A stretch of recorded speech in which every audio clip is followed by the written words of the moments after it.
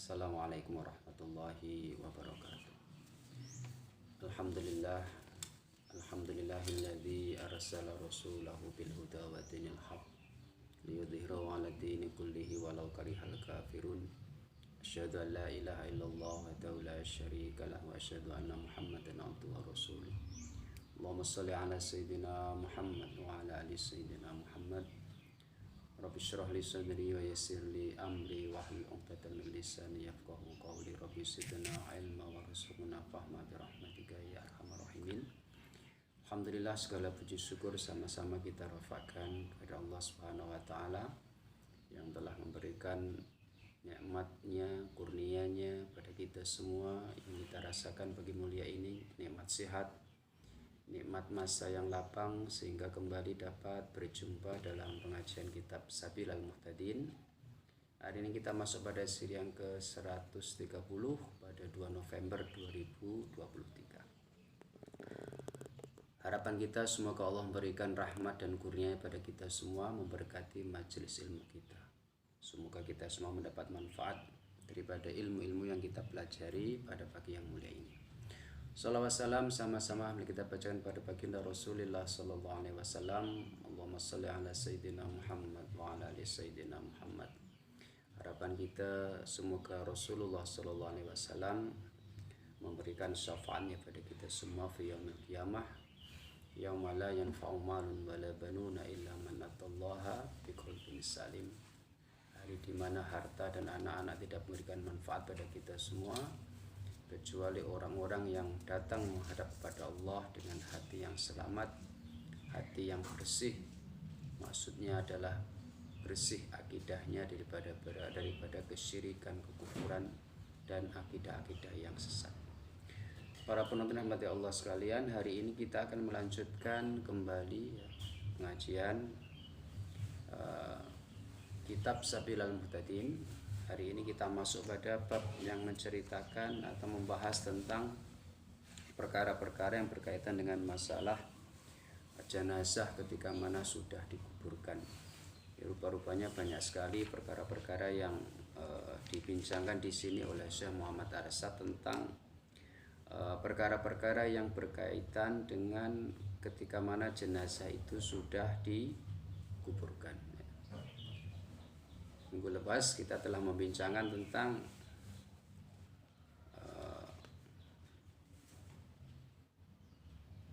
bagaimana hukumnya ya. Minggu lepas kita membincangkan ketika mana seorang jenazah itu dikuburkan di tempat yang di situ bukan tempat yang halal baginya.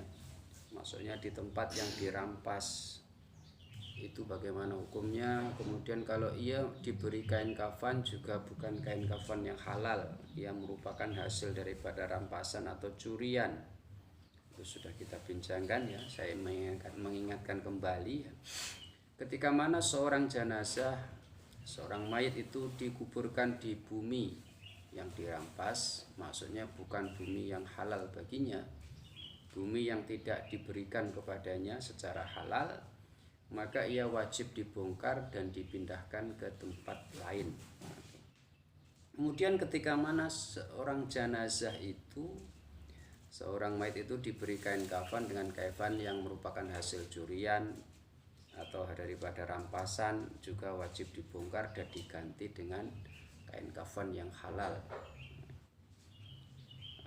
Kita teruskan, hari ini kita masuk pada muka surat 85. Demikian lagi jika ditanam ia pada bumi masjid, maksudnya bumi yang di situ diwakafkan, ikrar wakafnya itu digunakan untuk membina masjid. Wajib membongkar dia supaya dipindahkan kepada tempat yang lain.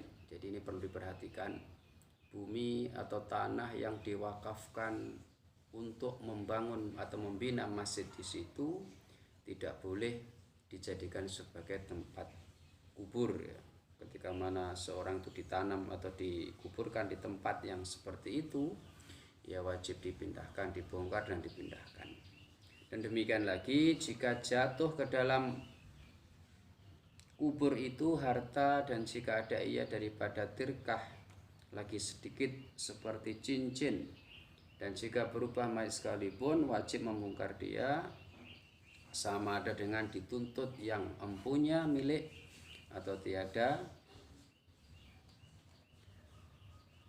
melainkan jika dimaafkan oleh yang empunya milik. Sekarang permasalahan berubah ketika mana jenazah itu sudah dikuburkan, rupa-rupanya ada harta benda daripada orang yang hidup itu terikut di situ. Mungkin ketika mana ia menguburkan itu membawa harta benda seperti mana handphone atau cincin atau benda-benda yang lain atau dompet ya, terjatuh ke dalam kubur. Bagaimana hukumnya?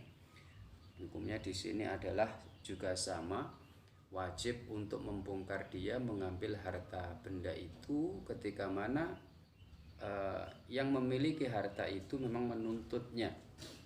Kecuali kalau yang mempunyai harta itu tidak menuntut untuk dibongkar, itu maknanya benda itu sudah diikhlaskan. Jadi disinilah para penonton, kalau ada beberapa cerita pernah kita dengar ya. Kita dengar bahwa ada orang yang membongkar kubur sebab mengambil harta benda yang tertinggal di situ. Nah, di sini hukumnya kalau memang yang punya itu menuntut, wajib untuk dibongkar walaupun jenazah itu kondisinya sudah berubah. Nah, bukan sesuatu yang salah, memang itu adalah sesuatu yang diperbolehkan dan wajib kalau yang memiliki harta benda itu menuntut untuk mengambil bendanya. Kemudian kita teruskan, demikian lagi jika ada mayit itu memperlan harta orang lain. Di sini saya cari maksudnya memperlan itu adalah menelan. Ketika mana ada mayit itu menelan harta orang lain. Jadi mungkin ketika mana hidup itu sebelum mati ia menelan harta milik orang lain dan menuntut yang empunya harta akan membongkar dan membelah perutnya. Wajiblah membongkar dan membelah perutnya dan memulangkan harta kepada yang mempunyai. Dan jika dibayar oleh warisnya akan misilnya atau harganya sekalipun. Adapun jika memperlan akan harta dirinya, maka tiada dibongkar akan dia, melainkan kemudian daripada hancurnya. Sekarang permasalahan berikutnya. Ketika mana seorang mayit seketika masih hidup itu menelan dalam mulutnya, kemudian ia masukkan dalam perut harta benda orang lain, maknanya ini adalah sesuatu yang berharga ya, mungkin uang atau mungkin emas atau sesuatu lain yang berharga. Kemudian yang mempunyai itu menuntut untuk dibelah perutnya. Bagaimana hukumnya? Di sini hukumnya adalah wajib untuk dibelah perutnya untuk mengambil benda yang ditelan itu. Kemudian walaupun ahli warisnya itu membayarkan dengan seumpama yang ditelan itu. Jadi disinilah pentingnya perkara yang berkaitan dengan masalah kepemilikan para penonton. Jadi memang harta benda itu kalau memang belum diberikan, maknanya ia adalah masih hak daripada orang yang mempunyai. Sampai kepada satu tahap ketika mana seorang mayit itu menelan harta orang lain, kemudian ia menuntut untuk membelah perutnya, itu juga wajib dilakukan seperti itu walaupun ahli waris si mati itu membayarkan dengan seharga atau yang semisal dengan yang ditelan. Tujuannya apa? Memang tujuannya supaya jangan sampai si mayit ini membawa sesuatu yang menyebabkan ia mendapatkan halangan untuk mendapatkan rahmat Allah. Seperti yang telah kita telah sering mendengar ya, ketika mana seorang jenazah sahabat itu meninggal dunia, kemudian Rasulullah SAW, sahabat ini mati dalam keadaan mati syahid. Rasulullah SAW kemudian menanyakan kepada para sahabat, adakah si mati ini punya hutang? Maka mereka menjawab, si mati ini ada hutang. Maka Rasulullah belum bersedia untuk mensolatkan. Kemudian adalah salah satu sahabat yang itu menyatakan, ya Rasulullah, hutang daripada si mati ini saya yang menanggung. Maka barulah Rasulullah mensolatkan jenazah itu. Itu menunjukkan bahwa masalah hak milik itu sesuatu yang sangat dihormati dalam agama Islam. Jadi memang tidak dibenarkan kita untuk mengambil harta orang lain tanpa kebenaran. Kalau sudah terambil maka memang wajib untuk dikembalikan. Itu adalah salah satu cara yang dilakukan oleh orang-orang yang telah mengambil harta benda orang lain. Sama sampai ke tahap seseorang itu sudah mati pun, kalau memang yang mempunyai itu menuntut untuk membelah perutnya, itu juga wajib dilakukan. Kemudian kita teruskan. Tapi ini memang kalau kita bincang seperti ini semacam sesuatu yang ekstrim ya. Tapi memang seperti itulah para penonton, kebenaran daripada kepemilikan harta benda ini. Memang sesuatu yang agak berat sebenarnya. Sebab ya berhubungan dengan hak-hak adami, hak kemanusiaan. Kemudian kita teruskan. Demikian lagi jika ditanam ia dengan tiada menghadap kiblat, wajib membongkar dia supaya dihadapkan ke arah kiblat. Masalah berikutnya, kalau seorang jenazah itu, seorang mayit itu dikuburkan, lupa yang menguburkan itu tidak menghadapkan ia ke arah kiblat. Ya, sudah kemudian ia ditutup dengan tanah, rupa-rupanya ia teringat, rupa-rupanya jenazah itu belum dihadapkan ke arah kiblat. Maka bagaimana? Ia juga wajib untuk dibongkar, kemudian dibetulkan lagi arahnya supaya ia benar menghadap ke arah kiblat. Seperti yang telah kita terangkan minggu lepas bahwa posisi jenazah itu adalah menghadap ke arah kiblat. Jadi bukan terlentang tapi menghadap ke arah kiblat. Sama ada ya, liang lahat itu mungkin berada di tengah atau berada di tepi. Ya, jadi bentuk liang lahat itu ada dua, ada yang di tengah ya. Kalau berlaku tempat saya itu di tengah, kemudian ada juga yang di tepi. Maknanya ia berada di arah barat. Kalau kita sebab semua kita ini berada di tempat yang sama, kiblat kita juga menghadap ke arah barat, maka demikian juga ketika mana seorang jenazah itu dikuburkan, ia juga dibuat seperti itu. Kemudian seterusnya masalah berikutnya, demikian lagi wajib membongkar kubur karena mengeluarkan anak yang di dalam perut mayit. Jika diharap akan hidupnya, maka wajib membelah perut mayit karena mengeluarkan dia. Dan jika tiada diharap akan hidupnya, maka hendaklah dilambatkan menanam dia hingga mati anak yang di dalam perut. Dan haram menindih perut mayit dengan sesuatu yang berat supaya mati anak yang di dalam perut itu. Permasalahan berikutnya, kalau seorang jenazah itu perempuan dalam keadaan hamil, kemudian mungkin anaknya itu masih hidup, itu bagaimana? Jadi jenazahnya ini perempuan dalam keadaan hamil tua, kemudian ia sudah dikuburkan, kemudian orang lain itu mengingatkan, jangan-jangan anaknya yang dalam perut itu masih hidup, itu bagaimana? Wajib dibongkar kubur itu, kemudian dibelah perut daripada si jenazah ini. Ya, kalau ia ada harapan bahwa anak itu masih hidup. Kalau sekarang ini saya rasa sudah ilmunya lebih canggih lagi kalau sekarang ini ya. Saya rasa ia akan tahu anak itu masih hidup atau sudah mati anak dalam perut ibunya. Ini dalam case ketika mana yang mati itu adalah seorang perempuan yang mengandungkan anak dia dalam keadaan posisi hamilnya itu sudah hamil tua. Jadi ia boleh dibuat seperti itu. Kalau sudah dikuburkan pun boleh dibongkar untuk diambil anaknya seandainya ia diharapkan hidupnya. Nah, kemudian kalau anaknya itu sudah tidak diharapkan hidupnya, di sini disampaikan bahwa hendaklah dilambatkan menguburkan dia sampai benar-benar anak di dalam perut si ibu ini meninggal dunia. Tapi kalau saya rasa sekarang ini sudah dioperate lah, dikeluarkan daripada perut ibunya itu.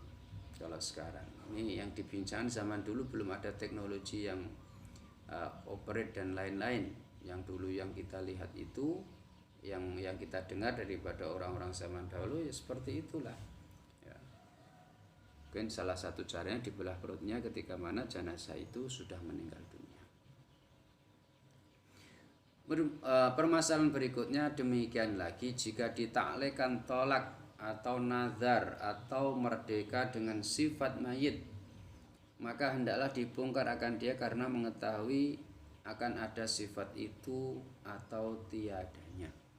Nah, sekarang permasalahan berikutnya masalah hukum fikih ya, berkaitan dengan masalah taklik tolak atau nazar atau memerdekakan hamba sahaya, ia ditaklikkan dengan sifat-sifat yang ada pada jenazah itu.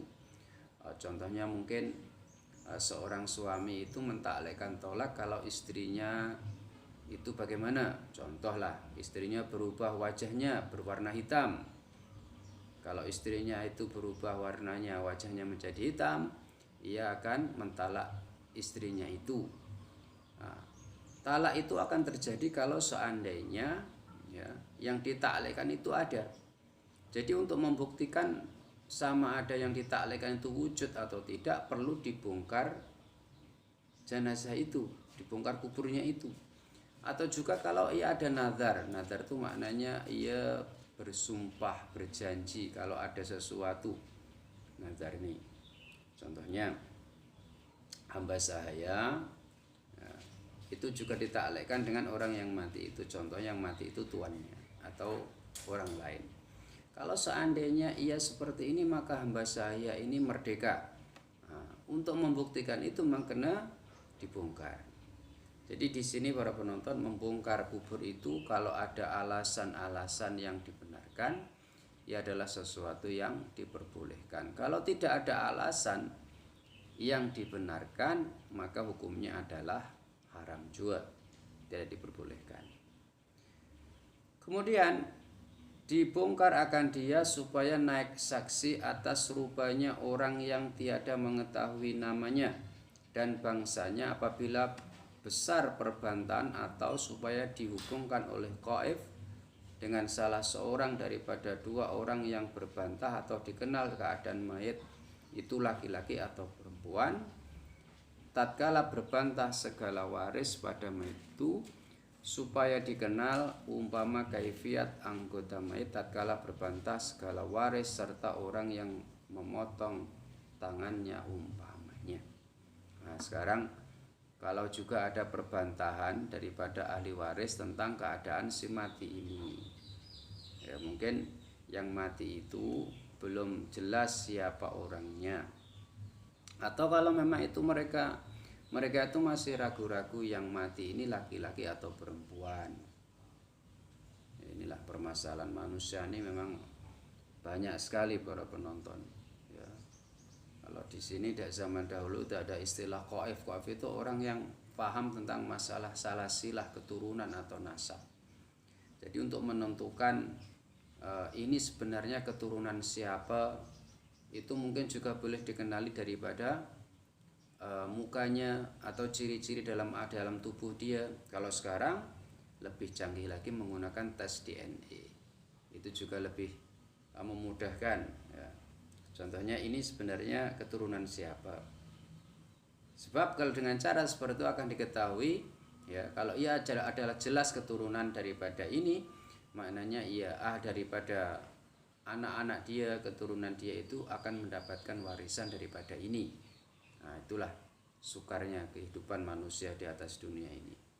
Tapi memang seperti itulah, untuk menjaga hak-hak manusia memang kena dibuat yang seperti itu. Para penonton rahmati Allah ya. Kita teruskan. Demikian lagi jika ditanam ia pada tempat yang sentiasa berair atau pada tempat yang didatangi oleh air bah karena takut akan rubah tanah seperti keadaan tepi sungai atau barang sebagainya, maka hendaklah dibongkar supaya dipindahkan kepada tempat yang lain. Tetapi sekalian itu jika tiada berubah mayit itu. Sekarang permasalahan berikutnya, kalau seandainya mayit ini dikuburkan di tempat-tempat yang di situ ada kemungkinan ada banjir, mungkin di tepi sungai ya, Bagaimanakah itu? Bolehkah ia dibongkar? Boleh, dipindahkan ke tempat yang aman. Contohnya mungkin terjadi ya, tempat yang menjadi kubur dia itu rupa-rupanya pada satu waktu ya, di bawahnya itu dibuat sesuatu yang menyebabkan air itu menjadi tergenang, menjadi tinggi, sehingga kubur itu menjadi tenggelam. Nah, bagaimanakah itu para penonton? Itu boleh dibongkar dan dipindahkan. Boleh dibongkar dan dipindahkan. Atau juga mungkin sebab proyek tanah itu akan dijadikan sebagai telaluan jalan. Nah, itu juga boleh dipindahkan.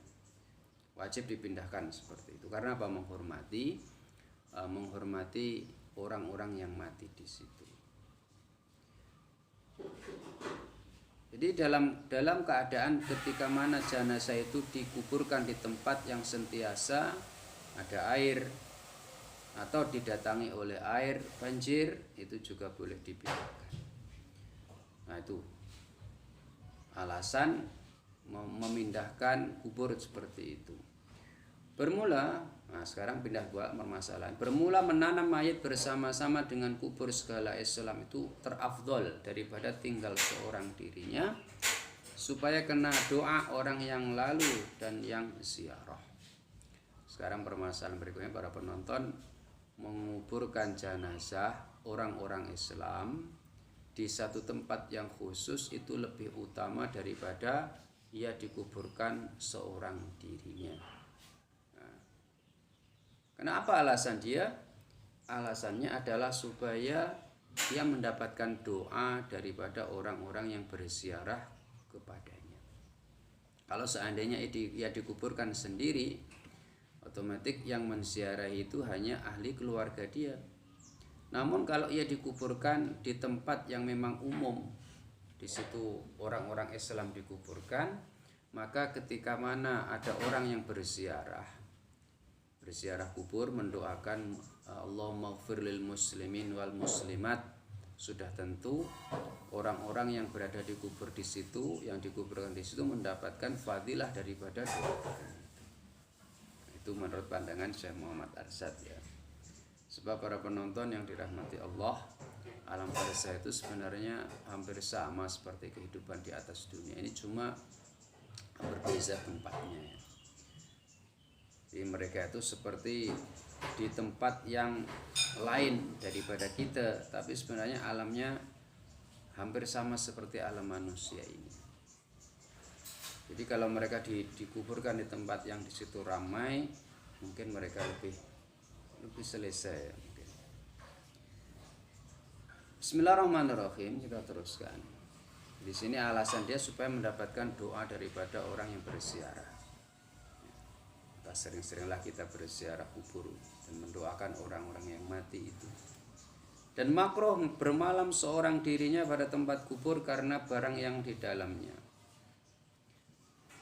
daripada liar hati. Tetapi jika tiada hasil liar hati, dengan yakin dan membawa bermalam itu kepada sentiasa ingat akan mati dan akan luluh hasad lagi membawa ia kepada berpaling daripada yang lain daripada Allah, maka yaitu tiada makruh, hanya sunnah jua. Apa hukumnya bermalam di kubur? Nah, nih di sini ada permasalahan. Bolehkah kita bermalam di kubur? Di situ tinggal melihat kondisi orang yang bermalam itu. Kalau dengan bermalam menyebabkan hatinya itu menjadi takut, tidak boleh, makruh hukumnya. Namun kalau ia bermalam di kubur itu menyebabkan hatinya itu terus ingat akan kematian, menyebabkan hatinya itu menjadi lunak, hatinya itu menjadi hilang rasa hasad dengki, hatinya sentiasa ingat kepada Allah Subhanahu wa taala, maka hukumnya tidak makruh, malah hukumnya adalah sunnah. Nah, sekarang ini masalahnya watak mental orang daripada orang yang bermalam di kubur itu permasalahan dia. Kalau ia kuat hatinya, menyebabkan semakin bertambah ingatnya kepada Allah, itu hukumnya adalah sunnah. Namun kalau hatinya menyebabkan hatinya itu menjadi takut, nah itu jangan macam-macam ya, hukumnya makruh. nanti masalah pula kemudian ia bermalam di situ, kemudian esoknya ia menjadi orang yang macam orang yang tidak sehat akalnya, itu malah berbahaya. Jadi ziarah kubur ini sesuatu yang disunahkan, namun jangan berlebihan kalau ia tidak kuat. Cukuplah ia di situ datang mendoakan orang-orang yang meninggal di situ, setelah itu cukup kemudian pulang. Jangan pula sampai bermalam kecuali bagi orang-orang yang memang kuat jiwanya. Kemudian dan sunnah menghimpunkan sekalian keluarga dan seumpama mereka seperti istri dan segala sahayanya. Segala sahayanya dan pemerdekaan dan sahabat dan mahram sebab susuan dan mentua dan menantu dan mak tiri dan anak tiri pada suatu tempat supaya menyenangkan bagi ruh, bagi segala ruh mereka, lagi memudahkan bagi mereka yang ziarah, dan sunnah bahwa didahulukan kepada pihak kiblat bapa atas anak seperti tartib mereka itu yang telah tersebut pada menghimpunkan dua mayat di dalam satu liang kubur. Para penonton yang berarti Allah sekalian, sunnah menghimpunkan kubur-kubur keluarga itu dalam satu tempat kalau itu mungkin. Ya, contohnya di kubur yang umum itu, ini kubur daripada keluarga ini. Jadi umpamanya di situ sudah ada atuknya, mungkin cucunya juga didekatkan di situ, atau mungkin di situ ada suaminya, istrinya dekatkan di situ, ya. Atau di situ ada tuannya, maka hamba sahanya didekatkan di situ. Atau bahkan sampai sahabat dan mahram sebab susuan pun juga kalau boleh didekatkan dengan kubur daripada saudara-saudara. Itu kalau mungkin. Kalau memungkinkan itu hukumnya adalah sunnah. Kemudian tartibnya bagaimana? Tartibnya sama seperti mana telah kita bincangkan pada menguburkan jenazah pada satu liang lahat. Karena ada darurat. Maknanya apa? Kalau posisi itu yang paling barat, yang paling depan itu adalah orang yang paling tua, mungkin bapaknya, kemudian sebelahnya baru istrinya, setelahnya baru anaknya, anak yang mungkin yang pertama, setelah itu anak berikutnya kalau itu adalah dimungkinkan. Kalau memungkinkan mereka dikuburkan di satu tempat yang dekat, itu hukumnya adalah sunnah. Apa alasannya? Supaya menyenangkan bagi segala ruh. Perhatikan di sini, ya. Ruh manusia itu kalau sudah diterima oleh Allah Subhanahu wa taala, ya, ia akan dikembalikan ke alam barzah. Itu mereka boleh berjumpa dengan saudara-saudara atau keluarga-keluarga mereka. Itu yang diterima oleh Allah Subhanahu wa taala. Mereka akan menunggu di situ, mereka boleh berbincang, bercerita dengan sesama keluarganya. Namun perlu diperhatikan para penonton, alam mereka tidak sama seperti alam kita. Kalau kita perlu makan dan minum, tidur, untuk alam mereka itu berbeza, alam ruh nih. Itu bagaimana? Hanya kuasa Allah yang tahu, kita tidak tahu. Allah alam. Kita ini, ilmu kita ini hanya sebatas yang kita tahu, yang kita tidak tahu lagi banyak. Kemudian kita teruskan. Dan sunnah bagi segala laki-laki ziarah bagi orang Islam dikosor dengan dia mengingatkan akan mati dan mengasihani bagi segala isi kubur. Karena sunnah bagi yang ziarah itu membaca Quran, barang yang mudah, dan membaca doa baginya, dan lagi sunnah bagi yang ziarah itu mengambil wudu.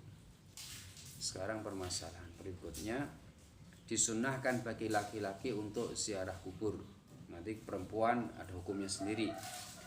Laki-laki disunahkan untuk ziarah kubur dengan tujuan untuk mengingatkan mati dan mendoakan orang yang dikubur itu. Sebab Rasulullah SAW sentiasa mengingatkan kepada para sahabat saat itu, aksiru dzikra hadhimil ladzat. Perbanyaklah oleh kamu sesuatu yang menghilangkan kelazatan di atas dunia ini. Ma ya Rasulullah, dzikrul maut, mengingati kematian. Jadi kalau kita datang ke kubur itu, niat pertama adalah untuk mengingati kematian. Niat yang kedua adalah untuk mendoakan orang-orang yang telah mendahului kita.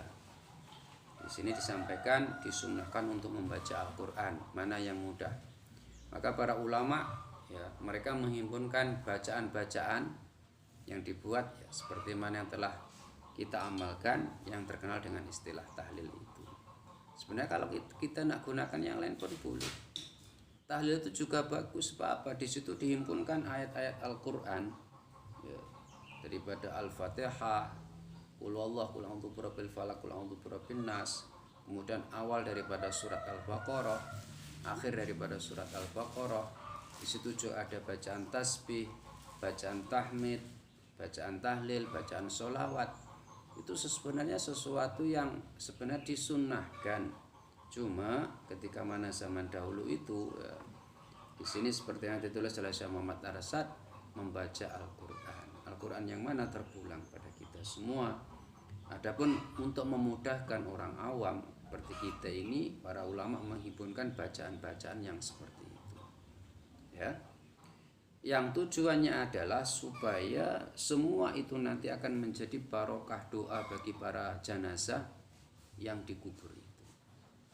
Kita Ahlus Sunnah wal Jamaah meyakini bahwa doa kita kepada orang yang mati itu diterima oleh Allah. Kita semua meyakini bahwa doa kita kepada jenazah itu sampai. Adapun nanti ada orang lain perfahaman bahwa doa orang hidup kepada yang mati itu tidak sampai, itu terpulang pada mereka. Itu keyakinan mereka. Keyakinan Ahlus Sunnah wal Jamaah menyatakan bahwa doa orang yang hidup kepada yang mati itu sampai dengan hujah-hujah yang telah diterangkan oleh para ulama. Seperti yang telah saya sampaikan beberapa minggu lepas ya, bahwa untuk apa disyariatkan sholat jenazah itu kalau doa orang yang hidup itu tidak sampai kepada orang yang mati? Coba kita pikirkan secara akal ya, para penonton. Orang yang mati ini yang mensolatkan bukan hanya warisnya aja, yang mensolatkan juga orang lain. Kalau seandainya doa orang yang hidup kepada si mati selain warisnya itu tidak sampai, untuk apa disyariatkan sholat jenazah itu? Coba difikirkan, itu aja. Ada dalil-dalil yang lain, contohnya dalam Al-Quran, Rabbana ighfir lana wal ikhwanina alladzina sabaquna bil iman. Ya Allah, ampunilah kami dan saudara-saudara kami yang telah mendahului kami dengan membawa iman. Maknanya orang-orang yang sudah mati, orang yang sudah meninggal itu ya. Jadi saya ulangi kembali bahwa para penonton rahmati Allah, Ahlus Sunnah wal Jamaah mempunyai satu akidah bahwa doa orang yang hidup itu sampai kepada orang yang mati walaupun itu bukan warisnya. Kalau ada yang lain punya fahaman tidak sampai, terpulang pada mereka. Mungkin saya menyampaikan sekadar apa yang saya tahu. Kita buat logik itu secara akal dan seperti itu. Maka di sini Syekh Muhammad Arsyad menyampaikan kalau kita ziarah kubur, apa yang kita lakukan? Baca Al-Quran. Baca Al-Quran. Apa yang dibaca terpulang pada kita. Sebab semua ayat Al-Quran itu bermanfaat, sama ada bagi yang hidup atau bagi yang mati. Kalau bagi yang mati maka perlu kita mengikrarkan ya, bacaan-bacaan yang saya baca ini saya hadiahkan fadilah amalnya untuk jenazah, untuk orang yang mati ini. Sebab Rasulullah dalam satu hadis itu menyatakan bahwa ketika kita ziarah kubur itu melalui kubur ya, kita lalu kubur itu disunahkan untuk membaca surah Al-Ikhlas. Kemudian fadilahnya itu kita hadiahkan kepada semua ahli kubur yang kita lalu di situ. Nah, tuh, para penonton kepada Allah. Jadi kalau ada orang lain punya fahaman bacaan itu tidak sampai terpulang pada mereka. Mereka punya hujah sendiri, yang pasti kita ada hujah bahwa itu adalah sampai. Kalau doa kita tidak sampai, untuk apa kita sholat jenazah ya? Kan doa jenazah itu Allahumma ighfir lahu warhamhu wa'afi afwana kalau laki, Allahumma ighfir lahu warhamhu wa'afi afwana kalau perempuan. Kalau yang kita sholatkan untuk orang lain, mengikut fahaman orang yang tidak sampai itu, untuk apa doa itu tak sampai? Maka dengan hujah yang sederhana itu, kita yakin bahwa doa kita kepada sesama muslimin muslimat, walaupun itu bukan ahli waris kita, itu adalah sampai. Jangan ragu-ragu para penontonnya. Kemudian makruh bagi perempuan dan khunsa ziarah kepada kubur karena takut akan fitnah dan tangis dengan menyaringkan suara, tetapi sunnah bagi mereka ziarah kepada kubur Nabi kita Muhammad SAW dan kubur segala anbiya dan aulia dan para ulama. Sekarang apa hukum ziarah kubur bagi perempuan dan khunsa? Hukumnya adalah makruh kalau menimbulkan fitnah, menimbulkan mereka meratapi kembali. Kalau tidak timbul itu, hukumnya boleh. Rasulullah SAW dalam satu hadis itu menyatakan kuntu nahaitukum an ziyaratil kubur al-ana fasuruha. Adalah dulu aku melarang kamu untuk ziarah kubur ketika iman kamu tuh masih belum kuat. Fal'an fazuruha, maka sekarang ziarahlah sebab iman kamu tuh sudah kuat. Para penonton hati Allah, mungkin pada zaman jahiliyah orang ziarah kubur ini niatnya sudah lain. Niatnya mungkin mereka meratapi yang mati itu, atau mungkin ada niatan meminta kepada yang mati itu. Setelah Rasulullah diutus, Rasulullah SAW membetulkan keadaan mereka itu dengan cara bagaimana ziarah kubur itu fungsinya yang pertama untuk mengingati kematian, fungsi yang kedua adalah untuk mendoakan orang-orang yang di dalam kubur itu. Jadi sudah tidak apa-apa. Jadi yang madharat itu sudah tidak ada, maknanya ia sesuatu yang diperbolehkan. Untuk perempuan, hukumnya makruh kalau menimbulkan fitnah dan menangis. Kemudian sunnah bagi mereka berziarah kepada kubur para nabi, para alim, para orang-orang yang soleh, disunnahkan bagi perempuan. Oke. Diteruskan. Dan disyaratkan bahwa jangan mereka itu menghiasi diri dan jangan memakai pakaian perhiasan dan bau-bauan, dan hendaklah mereka pergi di dalam usungan atau barang sebagainya yang menutup sekalian badan dan daripada dilihat oleh laki-laki yang halal. Ketika mana perempuan itu berziarah kubur itu ada adabnya. Yang pertama, tidak dibenarkan berhias yang melebihi batas. Tidak diperbolehkan memakai bau-bauan yang menyengat kuat. Kemudian mereka juga kalau boleh ya menaiki sesuatu yang tidak terlihat oleh lelaki yang bukan mahramnya. Jadi disitulah ada beberapa adab yang perlu dilaksanakan oleh perempuan yang hendak berziarah ya. Caranya seperti itu. Kalau yang lelaki bila-bila mana memang disunnahkan bagi para lelaki.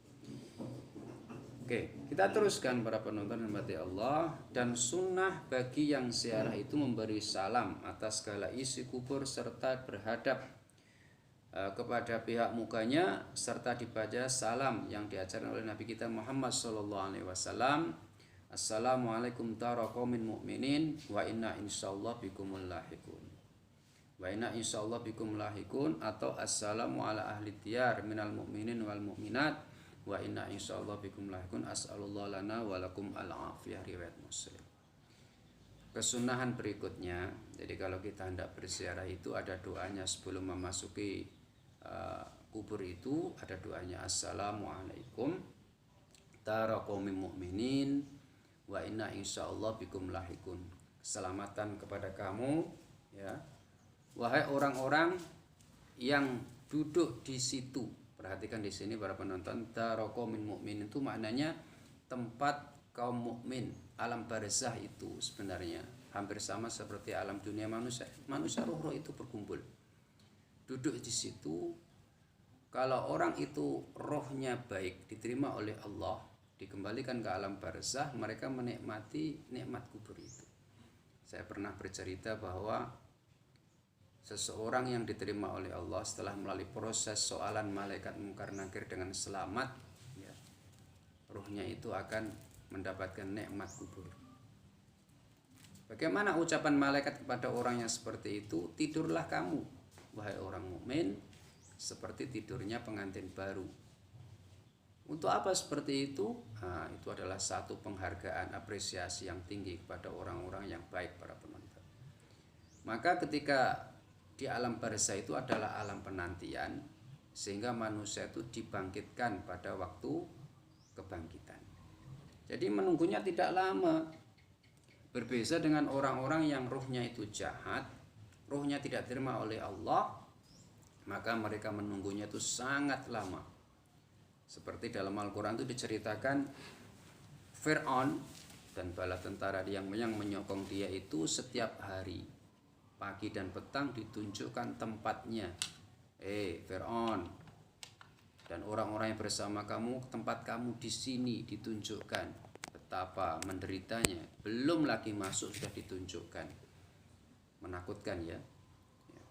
Kalau kita pikirkan secara akal, contoh sekarang ini kita belum masuk lagi, contoh kita diberi janji. Kita diberi janji kamu akan mendapat rumah banglo besar. Kita belum masuk, kita sudah tunjukkan gambarnya, fotonya pun, videonya pun, kita sudah sangat suka. Kita belum masuk lagi. Sama, orang yang duduk di alam barzah itu akan diberikan gambaran nanti di mana tempat duduknya sudah ditunjukkan. Kalau memang ahli surga ya ditunjukkan, maka kubur itu mungkin raudhatun min riyadil jannah au khufratun min khufarin niron. Kubur itu mungkin ia adalah taman-taman surga, namun juga sebaliknya ia merupakan satu jurang daripada jurang-jurang neraka, yang di situ ya tempatnya adalah tersiksa. Jadi semoga kita semua dengan beramal yang baik, beramal soleh ini, ya, kubur kita nanti akan menjadi raudhatun min riyadil jannah. Duduk di situ dengan selesa, duduk situ dengan senang, tidak mendapat siksa kubur. Jadi para penonton, saya ulang, orang yang masuk ke kubur itu disunahkan assalamualaikum tarakomin mu'minin wa inna insyaallah bikum lahikun. Keselamatan ke atas kamu wahai penduduk negeri barzah ini, ya, dan insyaallah kami akan menyusul kamu, sebab memang hidup manusia di atas dunia ini tidak lama, tidak ada manusia yang hidup selama-lamanya, seperti itu. Atau juga salam yang kedua, assalamu ala ahli diyar minal mu'minin wal mu'minat wa inna insyaallah bikum lahikun as'allahu lana wa lakum al-afiyah. Itu doa yang kedua. Hampir sama maksudnya, keselamatan ke atas kamu wahai penduduk negeri orang mukmin, orang mukminat. Kami insyaallah akan menjumpai kamu nanti. As'alullaha lana wa lakum al-afiyah. Aku mohon kepada Allah dan untuk kamu supaya diberi keselamatan. Ada satu riwayat lagi, Allahumma la tahrimna ajrahum wa la taftinna ba'dahum, yang hampir sama dengan doa sholat jenazah. Ya Allah, janganlah halangi kami daripada pahala mereka, janganlah fitnah kami setelah kematian mereka itu. Nah, itulah para penonton, sesuatu yang perlu kita amalkan, ya. Dengan kita membaca ini, ya, kita mempunyai satu kesimpulan bahwa orang-orang yang dikubur itu juga mendengar apa yang kita ucapkan. Kalau kita mengucapkan salam, assalamualaikum tarakum numin, mereka akan menjawab waalaikumsalam. Jadi mereka mendengar, namun mereka tidak boleh berkata yang menyebabkan manusia itu boleh mendengar. Kalau seandainya mereka menjawab dan kita mendengar, nah, larilah kita, takut ya. Jadi secara akidahnya, orang-orang yang mati ini sebenarnya mendengar apa yang diucapkan oleh orang-orang yang hidup. Maka disunahkan untuk salam ketika mana kita masuk ke kubur itu. Setelah itu kita masuk, setelah itu kita mendekat ke kubur itu, kita membaca doa. Membaca doanya terpulang sebenarnya, ya. Baca Al-Quran, Al-Qur'annya apa? Terpulang. Baca tahlil boleh tak? Boleh. Sebab itu adalah himpunan daripada bacaan yang ditulis para ulama untuk memudahkan kita mendoakan orang-orang yang meninggal dunia itu. Kalau ada orang yang kata tak boleh, terpulang mereka. Terpulang mereka ya. Jadi saya ulang kembali, Ahlus Sunnah menyatakan ya, boleh dilihat dalam Tauhid Ahlus Sunnah menyatakan bahwa doa kita kepada orang yang mati itu adalah sampai dan diterima oleh Allah Subhanahu wa taala. Jangan ragu-ragu para penonton. Oke, cukup sekian para penonton rahmati Allah. Hari ini telah kita sampaikan beberapa perkara yang berkaitan dengan masalah-masalah kubur. Masalah-masalah yang berkaitan dengan masalah orang yang mati. Saya harapkan semoga ilmu-ilmu yang kita pelajari pada hari ini bermanfaat bagi kita semua. Sebab memang beginilah manusia. Manusia itu memang tidak ada putusnya dengan orang yang sudah meninggal dunia. Sentiasa ada hubungan. Hubungannya apa para penonton? Hubungannya adalah kita mendoakan mereka. Kalau kita mampu, kita memberikan sedekah atas nama mereka, itu juga lebih afdal. Sebab Rasulullah SAW pernah ditanya oleh salah seorang sahabat, wahai Rasulullah, ibuku naik unta, kemudian ia terjatuh, kemudian meninggal dunia.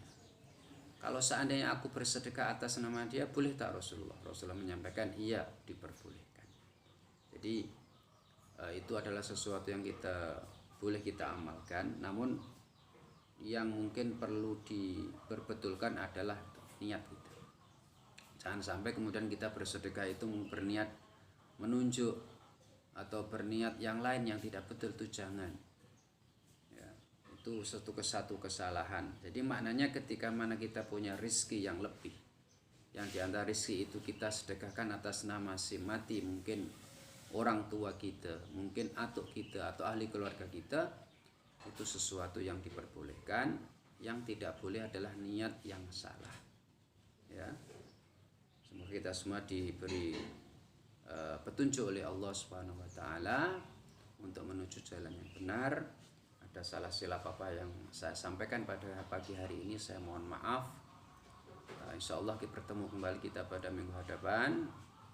Semoga Allah memberikan nikmat kesehatan, masa lapang dan minat kepada ilmu pada hati-hati kita semua. Kita ditunjukkan ke jalan yang benar, jalan yang diridhoi oleh Allah Subhanahu wa taala. Cukup sekian. Subhanakallah bihamdika asyhadu an la ilaha illa anta astaghfiruka wa atubu ilaik. Sallallahu ala sayyidina Muhammad wa ala alihi washabbihi wa baraka wa sallam. Alhamdulillahirabbil alamin wal afu minkum. Assalamualaikum warahmatullahi wabarakatuh.